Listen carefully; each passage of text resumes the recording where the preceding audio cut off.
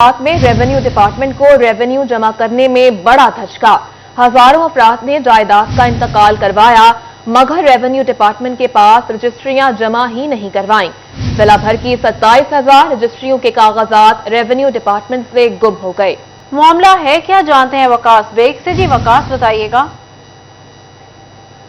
बिल्कुल, revenue department Faisalabad के लिए एक बड़ा धचका है कि शहर में अगर हम बात करें तो 27,000 से ज्यादा ऐसी रजिस्ट्रियां हैं जिनके डॉक्यूमेंट सरकारी रेवेन्यू रिकॉर्ड के अंदर मौजूद नहीं है। इस हवाले से तमाम तर खबरें जो है वो सामने आने के बाद डिप्टी कमिश्नर फैसलाबाद की जानिब से भी नोटिस लिया गया है और हिदायत जारी की गई है कि जल्द से जल्द ऐसे तमाम मिसिंग डॉक्यूमेंट्स जो कि अभी तक रेवेन्यू रिकॉर्ड में जमा नहीं हो सके उनको पूरा किया जाए। इस हवाले से डिप्टी कमिश्नर फैसलाबाद भी हमारे साथ मौजूद होंगे, इनसे भी हम बात करेंगे। सर, 27,000 लोगों ने रजिस्ट्रियां करवा ली लेकिन उनके डॉक्यूमेंट्स जो हैं वो रिकॉर्ड में मौजूद नहीं है। क्या समझते हैं कि इससे रेवेन्यू को कितना नुकसान होता है और कब तक ये तमाम डॉक्यूमेंट्स जो हैं ये पूरे हो सकेंगे? देखिए, फैसलाबाद का ये क्रॉनिक इशू चला आ रहा है और बड़े अरसे से इस पर आपके इल्म में बातचीत हो रही है। मुख्तलिफ फोरम के ऊपर कमिश्नर साहब भी, बोर्ड ऑफ रेवेन्यू भी इसको ले रहे हैं। अब इसकी वीकली प्रोग्रेस मैंने खुद पर्सनल अपनी सुपरविजन के अंदर स्टार्ट की है ताकि जितने हमारे मिसिंग डॉक्यूमेंट्स हैं उसके अंदर आप हैरान होंगे कि जिनको पहले हम मिसिंग डॉक्यूमेंट समझ रहे थे, जब हमने रिकॉर्ड को स्ट्रीमलाइन करना शुरू किया तो बहुत सी चीजें जो हैं वो रिकॉर्ड को स्ट्रीमलाइन ना होने की वजह से पड़ी दफ्तर में ही थी लेकिन वो अब दफ्तर से ही जो है वो निकल रही हैं। तो पहले फेज के अंदर हमने कहा कि जितना रिकॉर्ड पड़ा हुआ है हमारे ये रजिस्ट्रेशन ब्रांचेस के अंदर उनको स्ट्रीमलाइन किया जाए। मैं समझता हूं सिर्फ उनकी स्ट्रीमलाइनिंग से ही ये मसला बड़ी हद तक हल हो जाएगा। इसके अलावा ये कि जिन अफराद की ये रजिस्ट्रेशन डॉक्यूमेंट्स जो हैं वो अवेलेबल नहीं है, हम उनको अप्रोच कर रहे हैं ताकि ये है कि उनके भी से भी मदद ली जाए, अपना रिकॉर्ड भी देखा जाए और कानून के मुताबिक इसका जो एक हमारे लैंड रिकॉर्ड मैनुअल के अंदर रिकॉर्ड को प्रॉपरली स्ट्रीमलाइन करने का तरीकाकार है, उन तमाम स्टेप्स को फॉलो करते हुए हम इंशाल्लाह इस प्रोसेस को स्ट्रीमलाइन करेंगे। अगर डॉक्यूमेंट्स जो हैं वो इंतकाल हो जाते हैं, टिकटें उनकी जो है वो नहीं दी जाती तो रेवेन्यू को कितना रिकॉर्ड जो है वो नुकसान हो सकता है और उससे जिला इंतजामिया के कितने काम जो है वो मुतासिर हो सकता है? देखिए, जहां तक रेवेन्यू के लॉस का ताल्लुक है तो इस मामले का उससे मेरा ख्याल डायरेक्टली ताल्लुक नहीं है। उसकी वजह यह है कि जिस वक्त एक डॉक्यूमेंट रजिस्टर होता है तो सब रजिस्ट्रार की ड्यूटी है कि वो गवर्नमेंट की जितनी फीसें हैं वो तसल्ली करेगा कि वो जमा हो गई हुई हैं। तो ये जो रजिस्ट्रेशन डॉक्यूमेंट है उनकी फीसें तो जमा हो चुकी हुई हैं, इसको हम ये नहीं कह सकते कि इसमें रेवेन्यू का कोई लॉस इन्वॉल्व है। यस, जो डॉक्यूमेंट रजिस्टर होने के बाद जिन रजिस्टर्स या जिन जगहों पर जाके लगना चाहिए उधर नहीं लगा हुआ और उसकी रिकॉर्ड की जो है वो स्ट्रीमलाइनिंग जारी है। बिल्कुल, डिप्टी कमिश्नर बात जानिब से भी हिदायत जारी की गई है। सब वकास बेग अपडेट कर रहे थे, बहुत शुक्रिया आपका।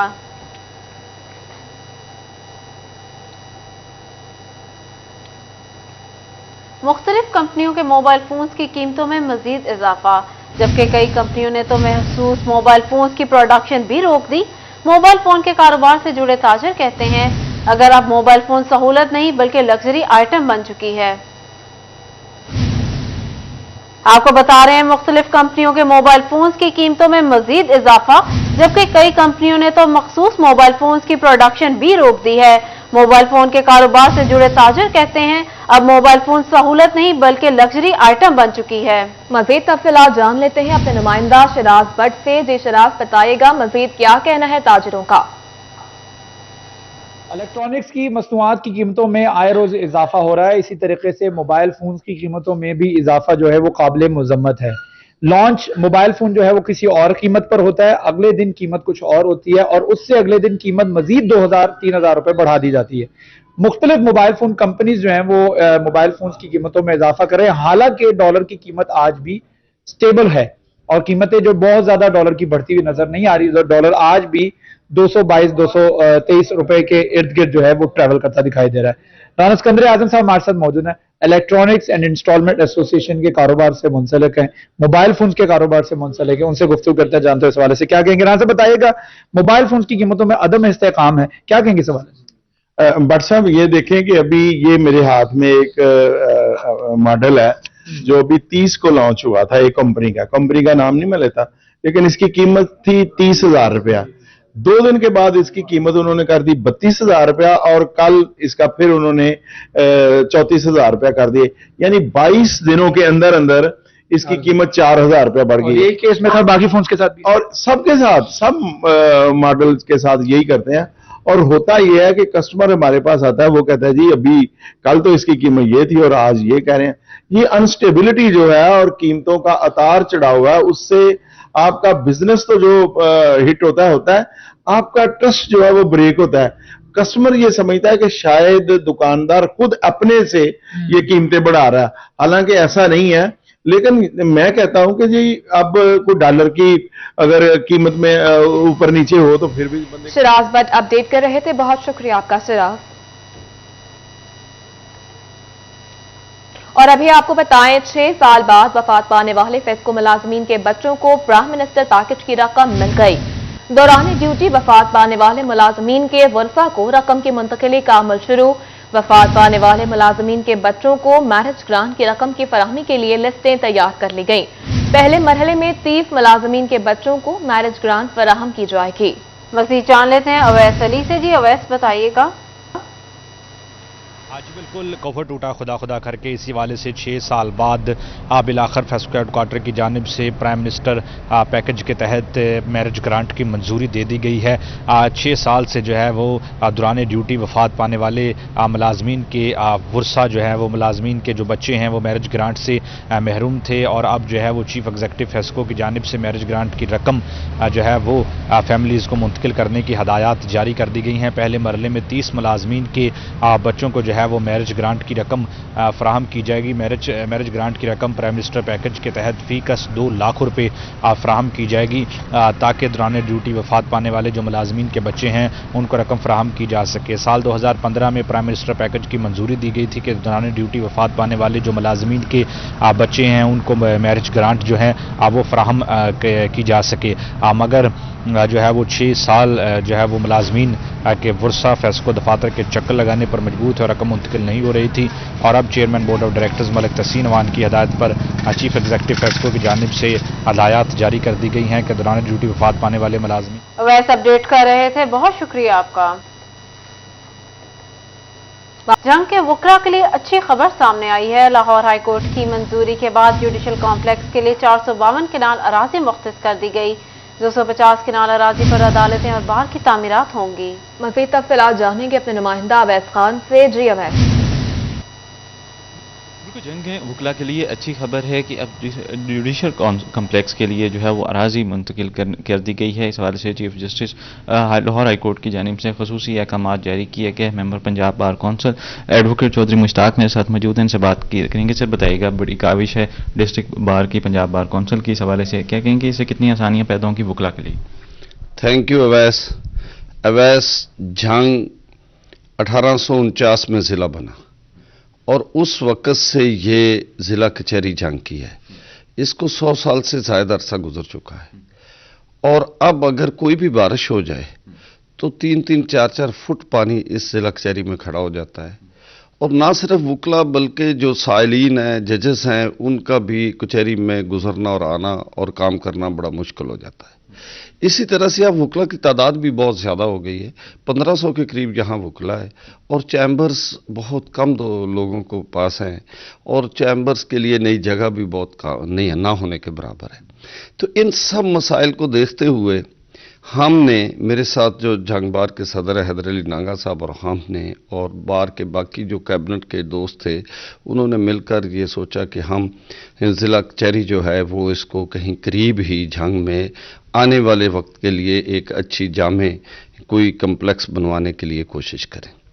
तो यहाँ पे जंग रोड पे जंग यूनिवर्सिटी के लिए जगह कुछ मुख्तस थी, तो बाद में गवर्नमेंट ने वो यूनिवर्सिटी जो है वो चनियोट रोड पे जो ख़वातीन कैंपस था उसमें मुंतकिल कर दी। तो ये बड़ी माकूल जगह थी, शहर के करीब थी और सफिशेंट जगह थी। ये 400 कनाल के करीब ये एक खेवट है जो ये जो जगह है।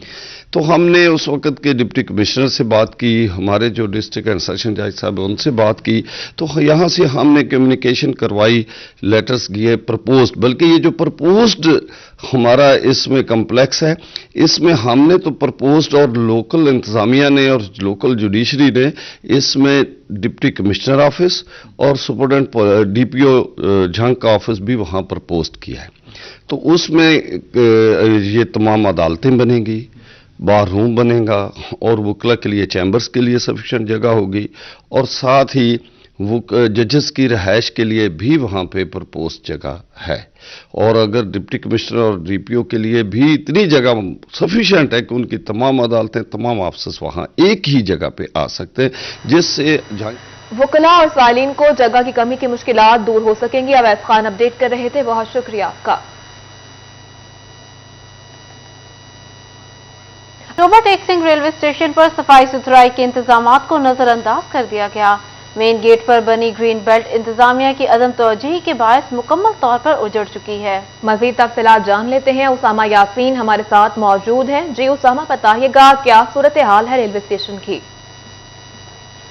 बिल्कुल, मैं इस time Toba Singh railway station के मेन पॉइंट के ऊपर मौजूद हूँ। इसके ऊपर इंतजामिया की जानिब से ये मेन एंट्रेंस के ऊपर ग्रीन बेल्ट बनाई गई थी, जिसके अंदर मैं मौजूद हूँ। मेरा कैमरामैन जवाद नासर अगर आपको दिखा सके कि इसके अंदर ये वाटर फॉल लगाई गई थी, लेकिन जो मुकम्मल तबाही का मंजर पेश कर रही है, इसकी हालत ज़ार पर तरस आ रहा है। इसी के बाद अगर ये ग्रीन बेल्ट के इसके पार्क की हालत देख ली जाए तो पानी ना मिलने की वजह से ही मुकम्मल तौर पर उजड़ चुकी है। इसके चारों तरफ में गंदगी के ढेर लगे हुए हैं, तोफन है, और दूसरा खुदरू झाड़ियों ने ले लिया। बाहर से आने वाले मुसाफिरों को और शहरियों को किस चीज़ का क्या मैसेज जाता है? अगर रेलवे स्टेशन के वॉशरूम की बात कर ली जाए तो बिल्कुल गंदगी से भरे हुए हैं, और तोफन का मेरे साथ शहरी मौजूद है, उनसे बात कर लेते हैं। वही बताएगा कि रेलवे स्टेशन के इर्द गिर्द चारों तरफ पे गंदगी है, ये घास भी उजड़ चुका है, क्या कहना चाहेंगे? अस्सलाम वालेकुम सर, ਜਦੋਂ ਅਸੀਂ ਆਂਦੇ ਸੀਗੇ ਰੇਲਵੇ ਸਟੇਸ਼ਨ ਦੇ ਅੰਦਰ ਦਾਖਲ ਹੁੰਦੇ, ਫੁਆਰਾ ਲੱਗਿਆ ਹੁੰਦਾ, ਇੱਕ ਬੜਾ ਹਰਿਆਲੀ ਸੀਗੀ, ਬੜਾ ਮਹਿਫੂਜ਼ ਸੀਗਾ, ਬੜਾ ਅੱਛਾ ਖੁਸ਼ਹਾਲ ਹੁੰਦਾ ਸੀਗਾ। ਲੇਕਿਨ ਲਿਹਾਜ਼ਾ ਹੁਣ ਕੁਛ ਵੀ ਨਹੀਂ, ਨਾ ਪਾਣੀ ਆ, ਨਾ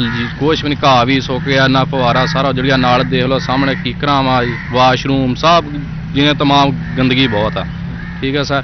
ਤੇ ਲੇਕਿਨ ਆ ਜਿੱਦਾਂ ਪਿਛਲੇ ਵੀ ਫੁਹਾਰੇ ਸੀਗੇ ਉਹ ਅੱਗੇ ਲੱਗੇ, ਉਹ ਵੀ ਉਜੜ ਗਏ ਨੇ। ਆ ਦੇਖ ਲਓ ਸਾਰੇ ਜਿਹਨੀ ਹਰਿਆਲੀ ਸੀਗੀ, ਖੁਸ਼ ਹੁੰਦੇ ਸੀ ਜਦੋਂ ਆਉਂਦੇ ਸੀਗੇ, ਫਿਰਦੇ ਤੁਰਦੇ ਸੈਰ ਸਵੇਰੇ। ਲੇਕਿਨ ਹੁਣ ਤਾਂ ਆਉਣ ਨੂੰ ਵੈਸੇ ਨਹੀਂ ਦਿਲ ਕਰਦਾ ਹੈਗਾ, ਜੋ ਹਾਲਾਤ ਹੋ ਗਏ ਸਾਡੇ ਇਸ स्टेशन दे। अच्छा बताइएगा कि गंदगी के ऊपर आपका मुतालबा क्या है? जिला इंतजामिया को क्या मुतालबा आपका? सारे ही मुतालबा ये आए सफाई होए, पानी का इंतजाम हुए, फुहारे लगन, जिन्हें घाह दुबारा लग्या जाए, इत्थे खुशहाली हो जाए, आ कीकना सफाई में हो जाए, यही हुंदा जे कर रहे हैं उन्होंने अगे भी अर्ज भी ये कर देना सफाई साडी। चलो यह भी जो बंदा आंदा चलो खुश होवे, यानी कि हरियाली होवे, खूबसूरत होवे, स्टेशन का पता लगे भी स्टेशन है, तो वैसे इदा लगे बकरियां वाला बाड़ा लग्या हुंदा। अच्छा बिल्कुल, आपने उनकी बात सुनी, उनका यही कहना है कि ये हमारा रेलवे स्टेशन है, आने वाले शहरियों का जिला इंतजामिया से नोटिस लेने का मुतालबा। उसामा अपडेट कर रहे थे, शुक्रिया आपका। दूसरी जानिब चनियोट में फर्नीचर के कारखानों के गर्ज चनियोटी रोड की हालत न बदल सकी, गाड़ी तो क्या पैदल गुजरना भी दुश्वार हो गया। मजीद जान लेते हैं वकार घुमन से। जी वकार, क्या सूरत हाल है? अजी चिन्योट का चिन्योटी रोड गुज़श्ता कई सालों से इंतहाई ख़राब है। यहाँ पर दर्जनों जो फर्नीचर के कारखाने मौजूद हैं। रोड ख़राब होने की वजह से गाहक अब यहाँ पर नहीं आता, लोग बड़े परेशान हैं। मुतअद्दिद बार इन लोगों ने एहतजाज किया है, मीडिया ने इस रोड की निशानदेही की है। MNA MPA इन लोगों का कहना है कि इतने बेहिस हैं कि यहाँ पर आते ही नहीं और ना इसका मसला हल करवाते हैं। आपका भी यहाँ पर कारखाना है, क्या मुश्किलात पेश आती है? सर तकरीबन 7-8 साल तो खराब है, बिल्कुल कोई आंदा ही नहीं है। सैडल पानी इतना ज्यादा आंदा है ना, बारिश आवे, घर भी साथ हाले सारे लोग परेशान, और रास्ता इतना खराब है, हमारे यहाँ कोई मकसद नहीं आंदा, गाहक तक आंदा ही नहीं है, बाहरों बाहर ही आंदे लेके चले जाते हैं, इधर को गाहक भी नहीं आता। क्या मुश्किल पेश आती है यहाँ पे रोड ना सही होने की वजह से? मुश्किल ये पेश आती है कि जो ये रोड है ना मौलाना इलियास चिन्योटी का है, और वो इसी वजह से मशहूर हुए हैं, इसी रोड की वजह से, मौलाना इलियास चिन्योटी साहब। लेकिन जो भी इधर कस्टमर आते हैं ना, वो इधर से नहीं गुजरते, किसी और मार्केट में चले जाते हैं, और यहाँ से ये मुश्किलात हैं कि हमारा जो बिजनेस है ना वो डाउन हो। नहीं तैयार कर सकते तो उसको थोड़ा बहुत तो कोई चलने वाला तो बना देना। बिल्कुल बारिश है तो चल भी नहीं सकता, पैदल भी बंदा नहीं चल सकता यार, अगर कुछ भी चलने वाला भी हो जाए ना, हम बहुत परेशान है इस रोड में। बिल्कुल जी, मौलाना इलियास चिन्योटी यहाँ पर MP हैं और वकार अपडेट कर रहे थे, बहुत शुक्रिया आपका। दूसरी जानिब फैसलाबाद में वाफा हुक्काम की जानिब से मुबैना तौर पर बगैर NOC सड़क तोड़ने का मामला, शहरी रिजवान महमूद ने अदालत में मुकदमे के इंदराज की दरख्वास्त दायर कर दी। मजीद जान लेते हैं हाशिर वड़ाइश से। जी हाशिर बताइएगा। जी बिल्कुल, शहरी रिजवान महमूद की जानिब से अदालत के अंदर एक पटिशन दायर की गई है, जिसमें इनकी जानिब से यह मौक़िफ़ इख्तियार किया गया है कि इनकी जो गली की जो रोड है वो गैर कानूनी तौर पर जो है वो उखाड़ी गई है, जिसके बाद इनकी जानिब से जो है साबका MNA फरख हबीब है, उसके साथ साथ वासा हुकाम और पुलिस एहलकारों के खिलाफ जो मुकदमा के अंदराज के लिए उन्होंने जो पटिशन है वो दायर कर दी है। इस हवाले से पटिशनर हमारे साथ मौजूद है, मजीद उनसे बात करते हैं। तो सर आप बताइएगा कि सड़क उन्होंने क्यों उखाड़ी है, और अगर सड़क उखाड़ दिया तो मुकदमा दर्ज करवाने की एप्लीकेशन देने की क्या ज़रूरत थी, उससे आपको क्या नुकसान हो रहे हैं सड़क टूटने से? बेसिकली ऐसा है कि ये हमारे इलाके में जो है वो सीवेज का एक ऑनगोइंग इशू है, और इसके ऊपर जो है वो 26 अगस्त को वासा वालों ने डाइंग इंडस्ट्री, जो कि ममनुआ डाइंग इंडस्ट्री है हमारे इलाके में, हमारा इलाका जो है वो 1976 के मास्टर प्लान के मुताबिक गैर इंडस्ट्रियल इलाका है। इसमें डाइंग इंडस्ट्री ममनुआ अपना सीवेज का पानी छोड़ रही है, जो जहर आलूद पानी है वो लोगों के घरों में दाखिल हो जाता है, जिससे फर्नीचर भी ख़राब होते हैं और माली नुकसान के अलावा जानी नुकसान भी होता है, लोग बीमारियों में मुब्तला हो जाते हैं। और इस वजह से उनको 15 दिन दिए गए डाइंग इंडस्ट्री को कि वो अपनी लाइन बिछा ले, नहीं तो उनके कनेक्शन डिस्कनेक्ट कर दिए जाएंगे। तो बाद में ये होता है कि 6 अक्टूबर को हमें मतला किया जाता है कि हमारे इलाके में जो सीवेज का जो है वो मसला खत्म। हाशिर अपडेट कर रहे थे, बहुत शुक्रिया आपका हाशिर। दारे Arkham school Nazimabad city campus Faisalabad का फन फेयर, तलबा के लिए रंगारंग स्टेज परफॉर्मेंसेस, झूलों और खाने पीने के स्टॉल्स का एहतमाम किया गया। तलबा के साथ असातिज़ा और वालिदैन ने भी खूब इंजॉय किया। मज़ीद तफसीलात जान लेते हैं जहांगीर अशरफ से। जी जहांगीर। जी, तालीम के साथ साथ बच्चों को तफरीह के मौके फराहम करना बहुत ज़रूरी है, ताकि रूटीन जो हेक्टिक उनकी हो जाती है पढ़ाई से, उससे उनको तफरीह का मौका मिल सके और वो थोड़ा सा रिफ्रेश हों। आज Darul Arkham school Nazimabad city campus Faisalabad में फन फेयर का एहतमाम किया गया है, ताकि बच्चों को भरपूर इंजॉयमेंट का मौका मिल सके। यहाँ पर ना सिर्फ स्टेज सजाया गया है, मुख्तलिफ परफॉर्मेंसेज हो रही हैं, बल्कि बच्चों के लिए झूले लगाए गए हैं और उसके साथ साथ खाने पीने के स्टॉल्स हैं, जहाँ पर बच्चे अपने फ्रेंड्स के साथ भरपूर इंजॉय कर रहे हैं। स्टूडेंट मौजूद उनसे बात करते हैं। आप बताएं, आज फन फेयर है, कैसी पार्टिसिपेशन है, क्या क्या यहाँ पर एक्टिविटीज़ अरेंज की गई हैं आपके लिए? आज बहुत मज़ा आया। फूड स्टॉल्स लगे हुए हैं, मैजिक शोज है, झूले लगे हुए हैं और बहुत सी चीज़ें, पपेट शो है। हम बहुत ज़्यादा मज़ा कर रहे हैं। और बिल्कुल, बच्चे जो हैं यकीन तौर पर इस तरह का मौका हो तो एंजॉय ना करें, ये हो ही नहीं सकता। आप बताएं कैसा जा रहा है आज फन फेयर? आज फन फेयर बहुत अच्छा जा रहा है। हमारे यहाँ पे फ्रेंड्स हैं, यहाँ पर डिफरेंट परफॉर्मेंसेस हो रही हैं, तो बहुत मज़ा आ रहा है। यकीनी तौर पर इस तरह का मौका मिले तो बच्चों के साथ साथ असातिज़ा जो हैं वो भी इंजॉय करते हैं, फैमिलीज़ भी इंजॉय करती हैं। बात करते हैं, बताएं कितना ज़रूरी होता है कि तालीम के साथ साथ बच्चों को एंटरटेनमेंट के मौके मिलते रहें? मेरे लिए बहुत ज़रूरी होता है, क्योंकि देखें इंडोर एक्टिविटीज़ तो बहुत ज़्यादा होती हैं, लेकिन ये कि फुल स्टडीज़ के साथ जो है आउटडोर एक्टिविटीज़ बहुत ज़रूरी हैं। बच्चे भी थोड़ा सा इन चीज़ों को इंजॉय कर लेते हैं, पेरेंट्स को भी थोड़ी रिलैक्सेशन मिलती है, तो इट्स अ गुड अपॉर्चुनिटी। जी बिल्कुल, इस तरह की अपॉर्चुनिटी अगर मिले तो बच्चों के साथ साथ असातिज़ा और फैमिलीज जो हैं वो भी भरपूर इंजॉय करते हैं, क्योंकि रूटीन जो है उससे अगर तोड़ा जाए तो यकीन तौर पर बच्चे जो हैं वो उसको रिफ्रेश हो जाते हैं। और इसी जहांगीर अपडेट कर रहे थे, शुक्रिया आपका। दूसरी जानिब फैसलाबाद में Amjad memorial T20 cricket tournament का फाइनल मैच खेला जा रहा है। कौन कौन सी टीमें मद्दे मुकाबिल हैं, बात कर लेते हैं अली रजा से। जी अली, बताइएगा।